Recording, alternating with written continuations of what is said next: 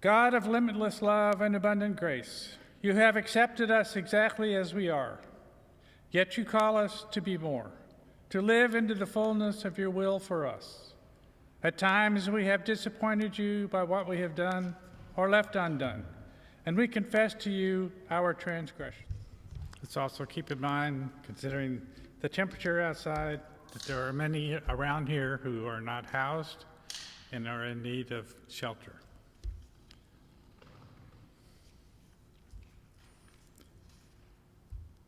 Holy God, you have called your servants to ventures of which we cannot see the end, by paths as yet untrodden, through perils unknown.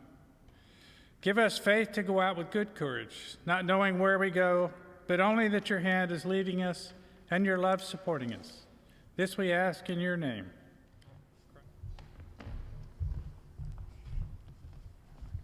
Bear with me this evening because it is a very long scriptural reading, almost as long as a sermon.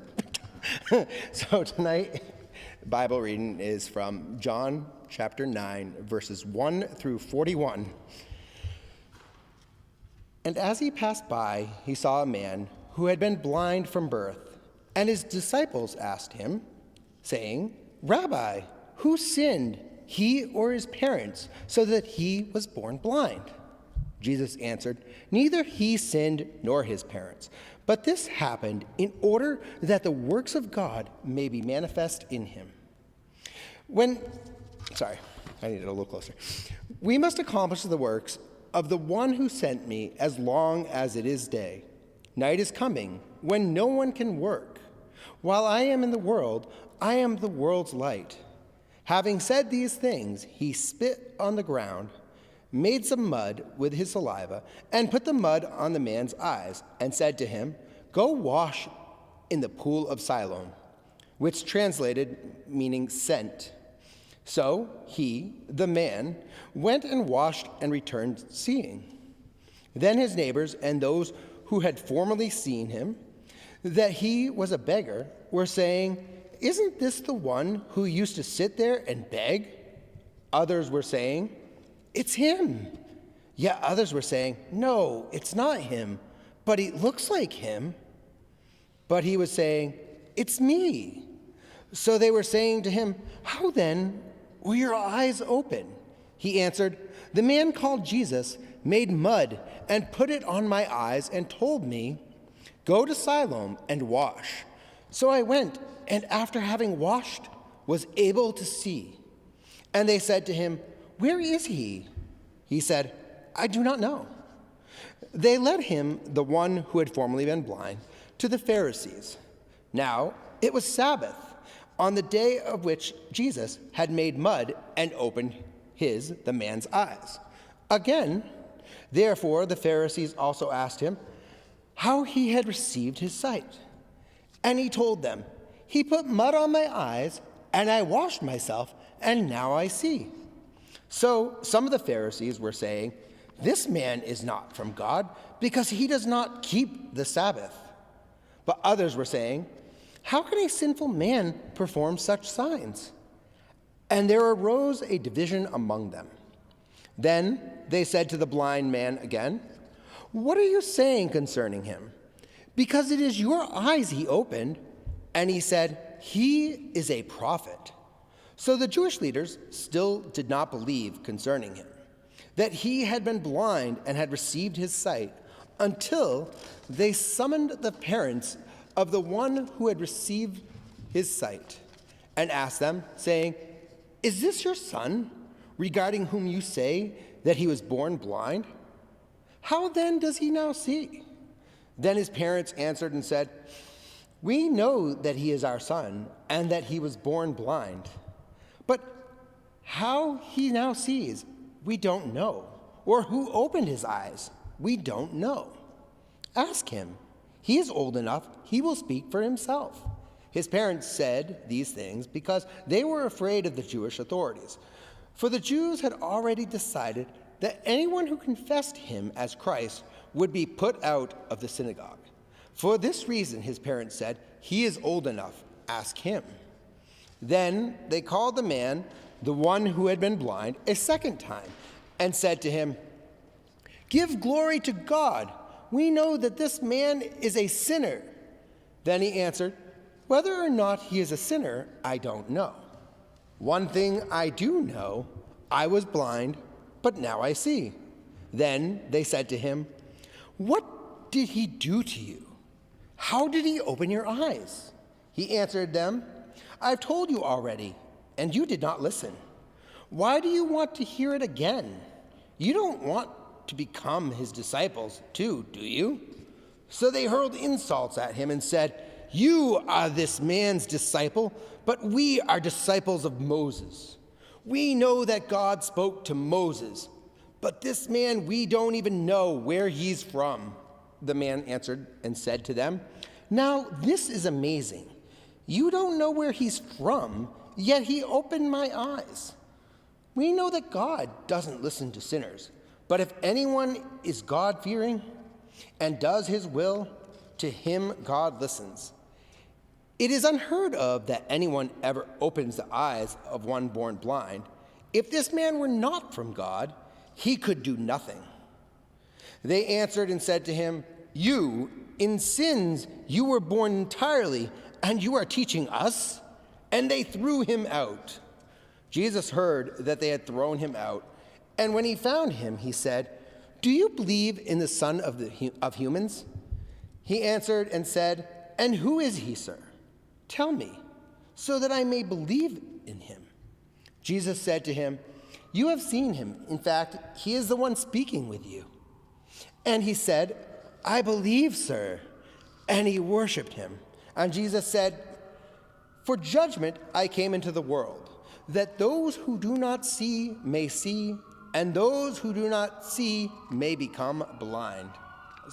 Those who do see may become blind. Some of the Pharisees who were with him heard him say these things and said to him, "We are not also blind, are we?" Jesus said to them, "If you were blind, you would not have sinned. But now that you say, 'We see,' your sins remain."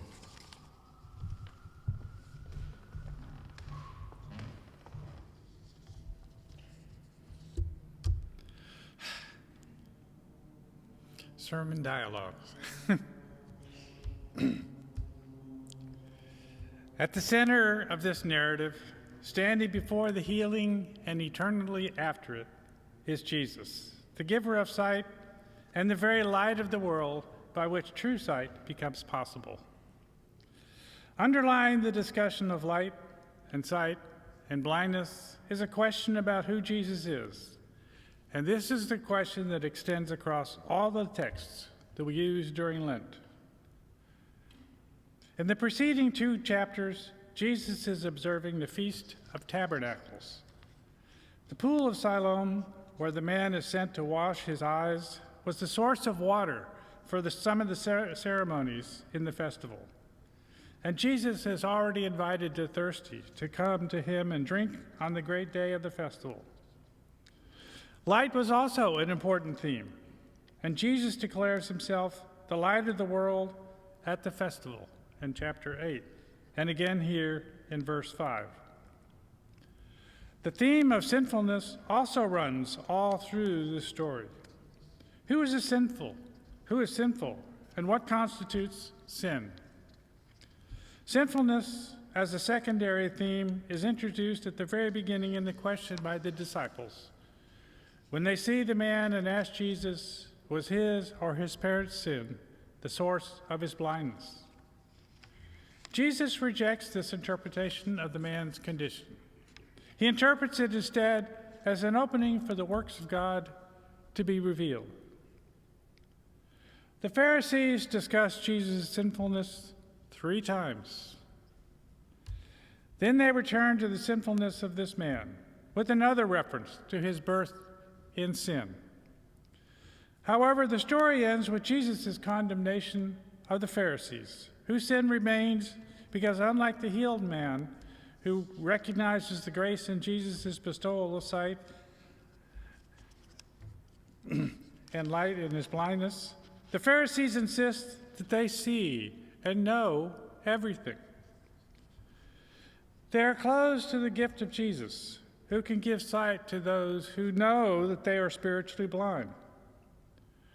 John repeatedly speaks of sin as unbelief. Matter of fact, his gospel begins and ends with that idea. Sight and water also come into play in the encounter with Nicodemus that was up 2 weeks ago. There as here, Nicodemus, a Pharisee, is quick to say what we know about Jesus, only to find that what he thinks he knows cannot begin to contain the enormity of the gift of God in Jesus, which will culminate in his lifting up on the cross and the glorious resurrection. In verse 13, it says, they led him to the Pharisees. In the Greek, the wording clearly indicates that this was not voluntary. The Pharisees were a sect in Judaism that was focused on the law and rejected any attempt to reinterpret it, as Jesus does frequently.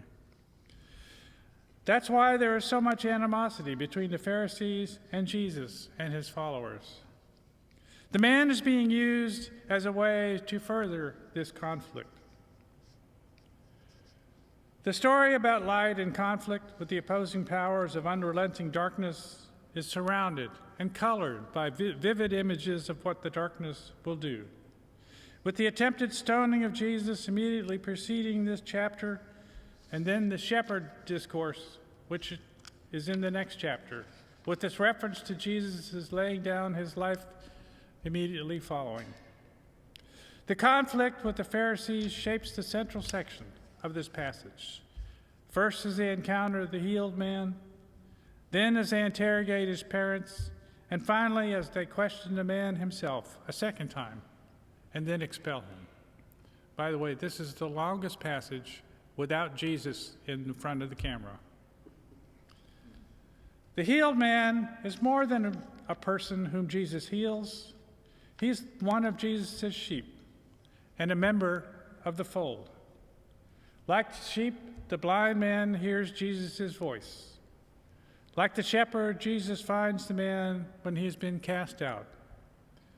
Jesus provides for the man much more than sight. He provides him what he, as the good shepherd, as we see in the following chapter, gives all of his sheep the protection of his fold, the blessing of needed pasture, and the gift of abundant life, just as the psalm lists. As a result, hearing and seeing are much more than the ways by which one recognizes or believes in Jesus. They are, in fact, expressions of a relationship with Jesus, and that relationship extends to God, God's self. Sight and hearing are critical for both the story and the speech to recognize Jesus as God at work in the healing of the man. Without both chapters together, one sense is afforded greater significance over the other, and the man's sight is then reduced to mere example or miracle. In fact, he embodies that of which Jesus speaks in chapter 10. As the attitude of the religious authorities hardens and darkens, the healed man continues to grow in insight, even through their questioning, so that the story tells parallel tales of spiritual and physical blindness and sight. The man moves from identifying his healer as the person called Jesus to adding that Jesus is a prophet, and then, when further pressed, that he must be from God. Perhaps his remarkable wisdom and calm show that Jesus bestowed more than just sight. Finally, when the man has been driven out, Jesus, who we know from chapter 6, verse 37, will never drive out those whom God gives him, finds the man and reveals himself fully as the Messiah. You have seen him, and the one speaking with you is he. The man bows down before him in worship, the only time in this gospel that someone does that. We ask sometimes how this narrative reflects in our lives today, the lives of the people in front of the text, for whom the narrative is also life-shaping. In some places, even now, it is risky to be a Christian. In some places where Christian is often, sadly, too tame or too much in line with the prejudices and the desires of the powers that be, to be threatening to anyone, it is sometimes no longer socially desirable to be a Christian. In some communities, such as the LGBTQ plus community, it is at best unpopular to be Christian because of the way so many churches have treated us. And so we become closet Christians. As we ponder about the application of this text to contemporary audiences, we notice that the text seems to counter the idea that sickness is related to sin.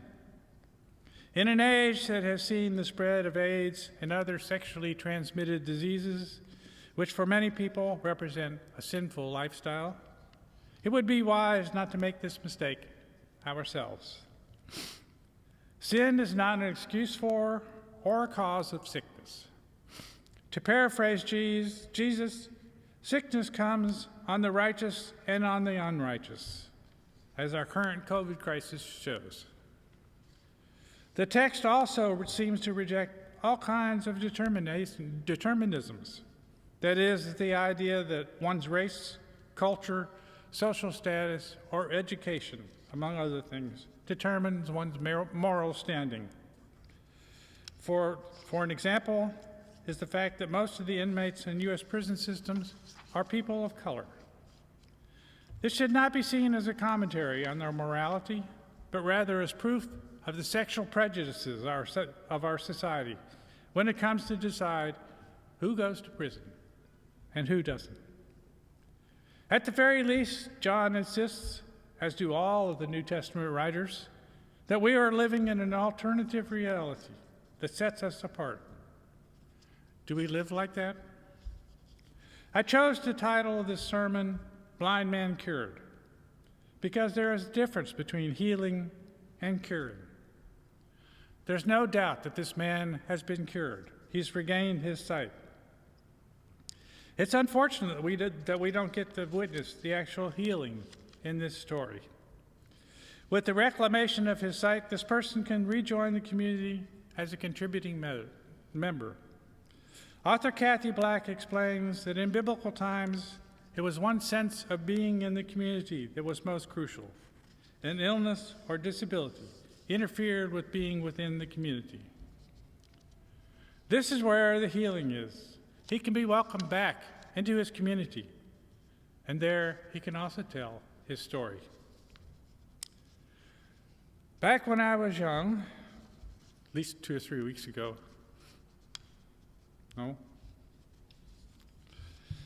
I prayed every night that God would take away this desire to be a girl, that I would be cured. As you can witness today, that never happened. I was not cured.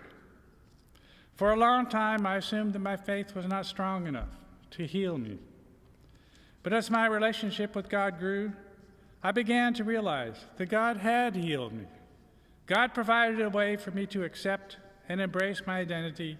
He'd even come to know that God had called me to be a woman, just as I'm called to be here in the pulpit. This healing was done mostly through the people in the church.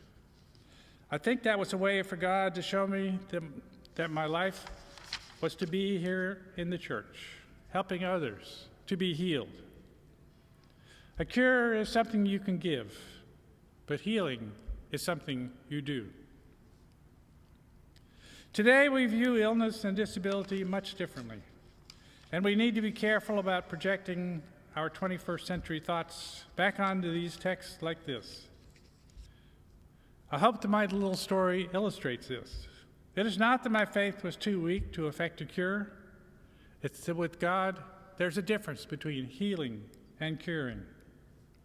I have no doubt that God could have cured me, but as Jesus declares, I was born this way that the work of God might be revealed.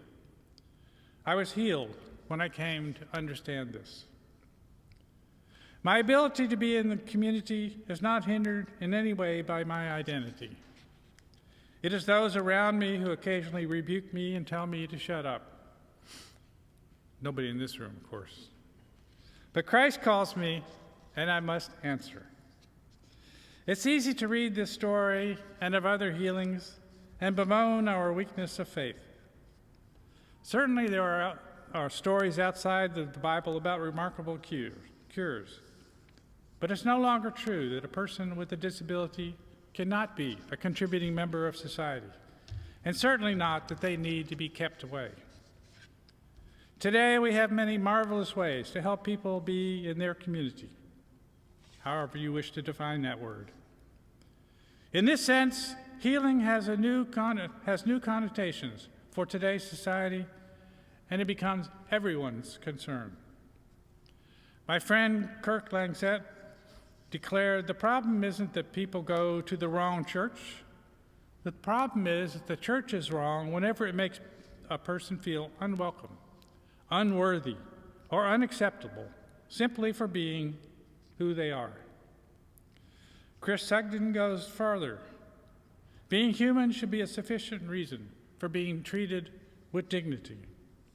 Sadly, some people, far from being respected, are considered to be living lives not worth sustaining. Jesus demonstrates and calls each of us to help sustain all human life. As the fruit of Jesus' vine, we are on display and stand for something other, an alternative way of life. If we never find ourselves at odds with all the powerful and the status quo, that perhaps should give us pause. This man, unlike his parents, has the courage again and again to say what he knows, to speak truth to power, to tell what he can about the amazing grace with which he has been touched. Jesus, the light of the world, is a mystery. Except that while the whole world around the cured man is confused, the man is quietly abandoned by everyone except Jesus. Finally, notice Jesus' most telling action. Jesus comes to the man in his blindness and gives him vision. He does not quiz the man about anything. Only later, when Jesus returns, does he use the word believe. There are no conditions to Christ's healing. This is fundamentally a story about grace, and the healed man sums it up beautifully for all of us. One thing I do know, that though I was blind, now I see. Amen.